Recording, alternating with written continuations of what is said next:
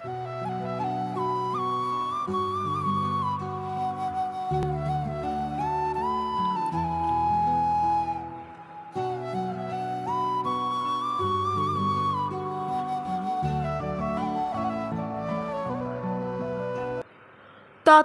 শান্ত থাকো যতক্ষণ না তোমার সঠিক সময় আসছে।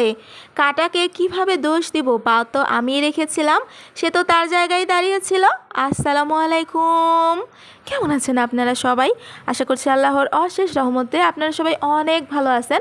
আর এই তো চলে আসলাম আরেকটি নতুন ব্লগ ভিডিও নিয়ে। আশা করছি আমার আজকের ব্লগ ভিডিওটি আপনাদের ভালো লাগবে।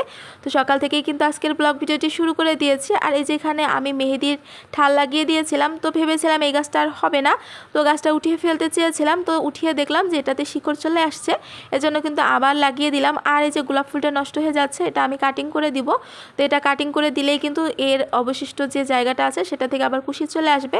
তো কুশি চলে এসেছে অলরেডি, এই যে এখানে কুশিটা কিন্তু চলেও আসছে, এখান থেকে কিন্তু আবার হয়তোবা কলিও চলে আসবে। তো যাদের গোলাপ ফুলের গাছ আছে তারা কিন্তু চাইলে এই যে গোলাপটা নষ্ট হয়ে যায় সেটার উপর থেকে কাটিং করে দিলে পরবর্তী যে জায়গাটা আছে বা অবশিষ্ট অংশটা আছে সেটা থেকে কিন্তু কুশি চলে আসবে। তো আমার প্রিয় প্রিয় আপু ভাইয়ারা, আপনারা সকলে কেমন আছেন অবশ্যই কমেন্ট করে জানাবেন। আর আমার প্রিয় প্রিয় আপু ভাইয়ারা, প্লিজ একটা লাইক দিয়ে সম্পূর্ণ ভিডিওটা দেখে নেবেন আর গাছগুলো একটু ঠিকঠাক করে নিই। তো গত 2 দিনের ভিডিওতে কিন্তু আমার সকল প্রিয় প্রিয় আপু ভাইয়াদের কাছ থেকে অনেক বেশি ভালোবাসা পেয়েছি। তো আমার প্রিয় প্রিয় আপু ভাইয়াদের মধ্যে কয়েকটা প্রিয় আপুদের চ্যানেলের নাম বলবো। তো আমার কিন্তু সবাই প্রিয় প্রিয় আপু ভাইয়ারা, তো সকলের কমেন্ট তো আর একদিনে পড়া সম্ভব না, সেই জন্য কিছু কিছু চ্যানেলের আপুদের কমেন্ট পড়ব। আর সকলের কমেন্টে কিন্তু আমি অনেক বেশি আবেগ আপ্লুত হয়ে গিয়েছে, সকলে আমার জন্য অনেক বেশি দোয়া করেছে। তো সকল প্রিয় প্রিয় আপু ভাইয়াদের প্রতি আমার মন থেকে অনেক দোয়া এবং ভালোবাসা রইল। তো প্রথমেই যে চ্যানেলের আপুর কথা বলবো, তো সেই চ্যানেলের আপুর প্রতি অনেক ভালোবাসা নিয়ে আপুর কমেন্টটা পড়ে নিচ্ছি। তো আপুর চ্যানেলের নাম হচ্ছে রাজু ব্লগ। তো রাজু ব্লগ চ্যানেলের আপু কমেন্ট করেছে, প্রথমেই কিন্তু লাইক দিয়েছে। আপু, তোমাকে স্যালুট জানাই, তুমি একেবারে 100% ঠিক কথা বলেছ। এক এক মানুষের এক এক রকম কষ্ট, যার ব্যথা সেই বুঝে, আর প্রতিবেশীরা তা সম্পর্কে না জেনে বুঝেই অনেক ধরনের সমালোচনা করে বসে। সব মুসলমানের জন্যই একদিন না একদিন জান্নাত আছে, যার যতটুকু পাপ সে ততটুকু শাস্তি ভোগ করে হলেও জান্নাত লাভ করবে। এখনকার যুগের মানুষ যে কি কথা বলে আমি বুঝতে পারি না, কোনো রকম একটু সুযোগ পেলেই একটা কথাকে 1000 কথা বানিয়ে ফেলে। আপু, এজন্যই তোমাকে আমার ভীষণ ভালো লাগে, তোমার কথা আমার খুব পছন্দ। সবাইকে নিয়ে ভালো থাকো, তোমার এবং তোমার পরিবারের জন্য দোয়া রইল বোন, আল্লাহ হাফেজ। তো আপু, এত সুন্দর একটা কমেন্ট করেছো আর এত বড় একটা কমেন্ট করেছো, তোমার কমেন্ট পেয়ে আমার অনেক বেশি ভালো লেগেছে। আর তোমার এবং তোমার পরিবারের জন্য অনেক বেশি দোয়া রইল আপু, এভাবে আমাকে ভালোবাসবে। আর আমিও কিন্তু আমার সকল প্রিয় প্রিয় আপু ভাইদের অনেক বেশি ভালোবাসি। তো এইভাবে আমার পাশে থাকবা আপু, তোমার প্রতি অনেক ভালোবাসা রইল। তো এরপরে যেই আপুর চ্যানেলের কথা বলবো, সেই আপুর চ্যানেলের নাম হচ্ছে নিপা আহমেদ। তো নিপা আহমেদ চ্যানেলের আপু কমেন্ট করেছে, আপু জানি না তোমার কি হয়েছে, তবে তোমার কথা শুনে মনে হচ্ছে খুব সমস্যার মধ্যে আছো। দোয়া করি তুমি যেই সমস্যায় থাকো না কেন, মহান আল্লাহ যেন তোমার সব সমস্যা সমাধান করে দেন। আপু, তুমি দোয়া করেছো, মহান আল্লাহ মন থেকে করার দোয়া অবশ্যই কবুল করে নেবে। দেখবা খুব সহজেই হয়তো আমার সমস্যাগুলো সমাধান হয়ে যাবে ইনশাল্লাহ। আর আমার সমস্যাগুলো যখন সমাধান হয়ে যাবে, আমি সবার প্রথমে কিন্তু আমার প্রিয় প্রিয় আপু ভাইয়াদের সাথেই শেয়ার করব, আর অনেক বেশি হয়তোবা খুশি হয়ে শেয়ার করব। তো এভাবে আমার পাশে থাকবে আপু আর ভালো থাকবে, তোমার পরিবারের জন্য অনেক বেশি দোয়া রইল আর তোমার প্রতি মন থেকে অনেক ভালোবাসা রইল। এরপরে যেই চ্যানেলের আপুর কথা বলবো, সেই চ্যানেলের আপুর নাম হচ্ছে সুলতানা পারভিন। তো সুলতানা পারভিন চ্যানেল থেকে আপু কমেন্ট করেছে, আসসালামু আলাইকুম বোন। তো ওয়ালাইকুম আসসালাম, কেমন আছেন? আলহামদুলিল্লাহ আপু, ভালো আছি। মানুষের জীবনে এরকম ঝুটঝামেলা থাকবেই, সব নিয়েই চলতে হবে। দোয়া করি আল্লাহ যেন তোমার সব সমস্যার সমাধান করে দেন, আমিন। ভালো থাকবেন বোন। হ্যাঁ আপু, দোয়া করেছো মন থেকে, মহান আল্লাহ ইনশাল্লাহ কবুল করে নিবে। তো তুমিও ভালো থাকবে আপু, তোমার পরিবারের জন্য মন থেকে অনেক দোয়া রইল। তো এরপরে যেই চ্যানেলের আপুর কথা বলবো, সেই চ্যানেলের আপুর চ্যানেলটা হচ্ছে কুকিং অ্যান্ড হেলথ কেয়ার। চ্যানেলের আপু কমেন্ট করেছে, মিষ্টি প্রিয় আপু, অনেক ভালোবাসা নিয়ে ভিডিওটা দেখে নিলাম, গ্রামের বাড়ি দেখে নিলাম, হাতির ঝিল দেখে নিলাম, দুপুরের রান্না। মিষ্টি আপুর কথাগুলো খুব ভালো লাগলো। আপু, তুমিও অনেক মিষ্টি আর তোমার প্রতি অনেক ভালোবাসা রইল। মিষ্টি প্রিয় আপু আমার, অনেক ভালো থাকবা আর এভাবেই আমার পাশে থাকবা। তো তোমার প্রতি অনেক ভালোবাসা রইল। তো এরপরে যেই চ্যানেলের আপুর কথা বলবো, সেই চ্যানেলের আপুর নাম হচ্ছে ফাহিমা কুকিং অ্যান্ড ব্লগ। তো ফাহিমা কুকিং অ্যান্ড ব্লগ আপুর চ্যানেল থেকে কমেন্ট করেছে, আসসালামু আলাইকুম আপু। ওয়ালাইকুম আসসালাম। আমার প্রিয় আপু কেমন আছেন? আলহামদুলিল্লাহ আপু ভালো আছি। আপনার এত কষ্ট মনের ভিতর সব ঠিক হয়ে যাবে ইনশাল্লাহ আপু, ইনশাল্লাহ সব ঠিক হয়ে যাবে।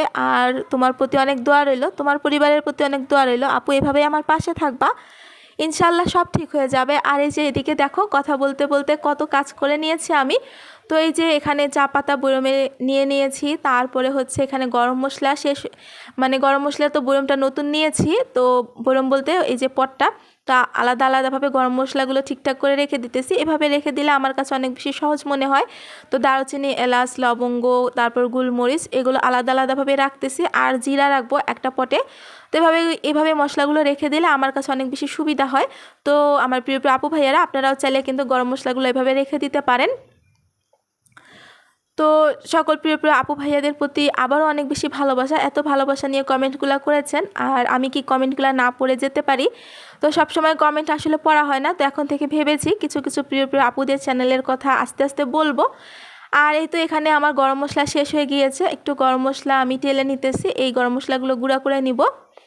তো গরম মশলা গুঁড়া করে দুপুরে রান্নাবান্না আছে সেগুলোও কিন্তু করে নিব। তো সংসারের কাজ আসলে মন যতই খারাপ থাকুক, যতই অসুস্থ থাকি না কেন, বা অন্য যে কোনো সমস্যায় থাকি না কেন, সংসারের কাজ কিন্তু করে নিতেই হয়, সংসারের কাজ থেকে কোনো ছুটি নেই। তো এই তো গরম মশলাগুলো আস্তে আস্তে টেলে নিই, গরম মশলাগুলো টেলে নিয়ে কী করি সেগুলোও কিন্তু শেয়ার করব।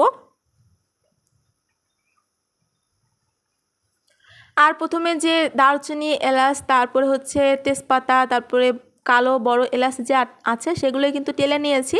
জিরা আর হচ্ছে লবঙ্গ আর লংটা কিন্তু আমি পরেই দিয়েছি, একসাথে দিলে হবে কি ছোট যে মশলাগুলো আছে সেগুলোর কিন্তু কালার চেঞ্জ হয়ে যাবে আর আগেই ভাজা হয়ে যাবে, এজন্য কিন্তু আলাদা আলাদাভাবেই ভেজে নিয়েছি। আর এই যে এখানে বাচ্চাদের একটু আম কেটে দিয়েছি, বাচ্চাদের সাথে আমিও খাবো।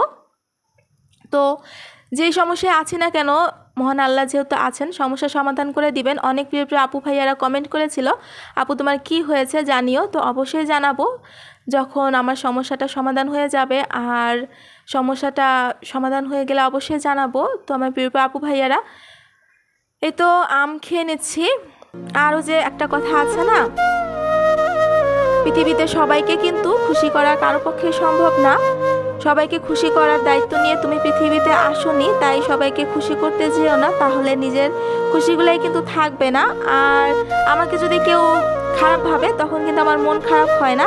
একজন মানুষ কখনোই সবার প্রিয় হতে পারে না, আমিও সেরকম পারবো না।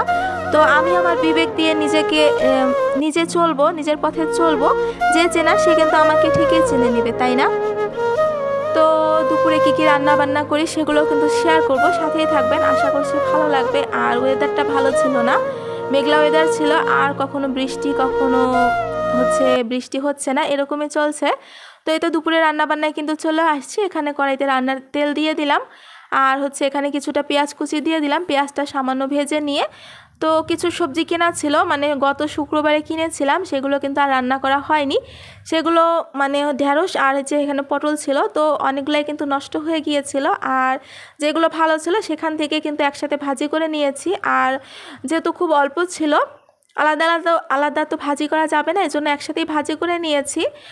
আর এই তো ভাজিটা করে নিতেছি, আর এখানে কিছুটা কাঁচামরিচও দিয়ে দিয়েছি, একটু বেশি করে দিয়েছি, স্বাদ অনুযায়ী লবণ আর হলুদের গুঁড়ো সামান্য দিয়েছি। এখন কিন্তু আস্তে আস্তে ভাজিটা হয়েও যাবে।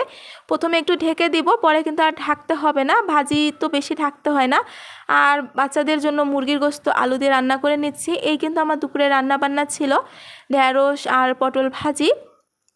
তো এই তো ঢ্যাঁড়স আর পটল ভাজি তো ভালোই লেগেছে খেতে, আর ঢ্যাঁড়স ভাজিটা ঝরঝরা করলেই খেতে আমার কাছে ভালো লাগে। আর এদিকে এই যে বাচ্চাদের জন্য মুরগির গোশত আলু দিয়ে রান্নাও করে নিয়েছি। আর গতকালকের আমি এই যে এখানে কচুর পই দিয়ে ডাল রান্না করে নিয়েছিলাম, সেগুলো কিন্তু আর খাওয়া হয়নি, তো সেগুলো গরম করে নিয়েছি। আর আমার ব্লগ ভিডিওটা আর বেশি বড় করব না, সবাই ভালো থাকবেন, সুস্থ থাকবেন। আসসালামু আলাইকুম, আল্লাহ হাফেজ।